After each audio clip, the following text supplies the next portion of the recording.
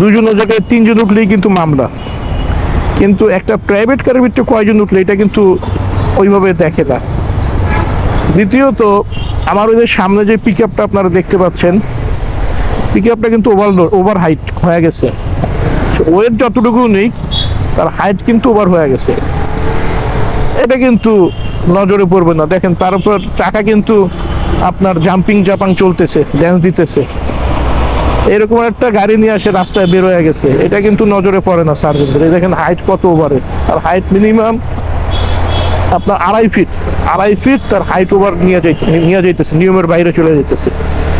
এগুলো কিন্তু ধরে না, বলে না, এগুলো কেমন যেন ছাড়া, কারণ এগুলো কিন্তু সিস্টেম হয় প্রতি মাসে। অথচ বাইকে দেখেন দুজনের জায়গায় তিনজন উঠছেন ইমার্জেন্সি, ওঠার নিয়মে নাই ভাই। আমি মানলাম নিয়মে নাই, কিন্তু নিয়মটা তো সবার জন্য একই হওয়া উচিত, তাই না? বিষয়টা বাইকারদের জন্য হাজারো নিয়ম, অন্য যানবাহনের জন্য নিয়ম কোথায়? এই যে এর পিছনে নাম্বার প্লেটের অবস্থা দেখেন, সামনে যে কাভার ভ্যানটা, এ ধরেন আল্লাহ না করে একটা দুর্ঘটনা ঘটে চলে যাবে, এর নাম্বার প্লেট দেখে জীবনে দূর থেকে দেখে বোঝা মানে সম্ভব না যে নাম্বার কত। তো এইগুলো কখনো চোখে বাঁধে না, চোখে ঘুরে ফিরে শুধু বাঁধে হচ্ছে আমাদেরকে বাইকাররা কি লাগাইছে, এমন লুকিং গ্লাস কেন, এমন লাইট কেন, এমন কালার কেন, এমন মডিফাই করছেন কেন, এইটা তো চলবে না, ওইটা তো চলবে না, এত গতি কেন, এটা কি ধরনের ভাই? এটা তো ঠিক না।